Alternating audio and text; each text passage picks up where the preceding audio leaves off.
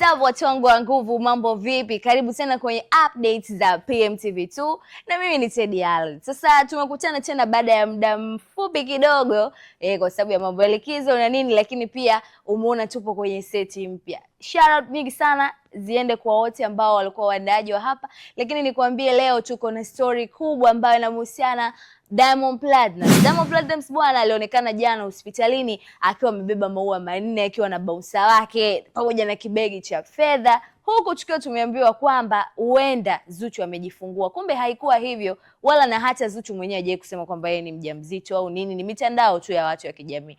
Lakini kumbe alikuwa ni shemeji yake Miss Nino amejifungua mtoto wa pili.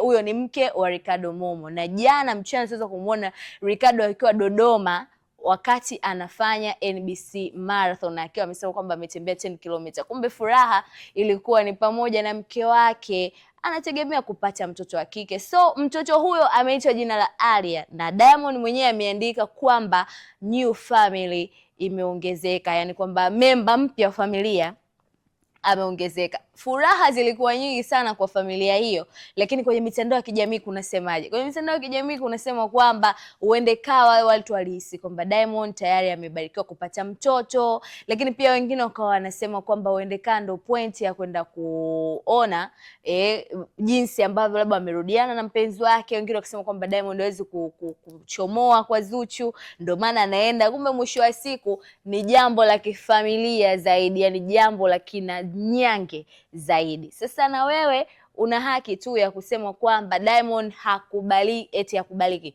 Diamond sasa hivi ameamka anacheka, kumbe mweza kwa ananuna.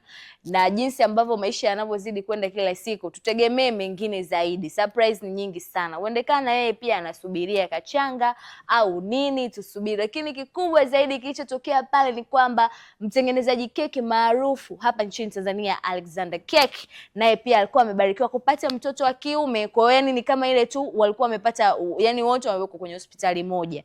Kwa hiyo akapita pale Diamond akaachia vibuda vingi sana kama unavyoona kwenye hiyo video, akatoa pesa, akaacha na dola pia akatoa. Yote hiyo ni kwa sababu ya support, lakini pia ukiwa na mwanafamilia ambaye yuko vizuri zaidi kama sisi vile ambavyo tuko vizuri, tunahakikisha unapata updates muda wote unaoutaka, yani wewe tu na bando lako. Kwa hiyo nakuomba subscribe channel yetu, lakini share, like, comment wezavyo, kwa sababu story ni nyingi sana. Yani hapa ndio mahala pake, na tunatoa moja tunaweka nyingine, matukio ya nje ndio usiseme. Jangu ni Teddy Allen, nyuma kamera nilikuwa na director Didi kwa siku ya leo. Mpaka wakati mwingine, kwa heri.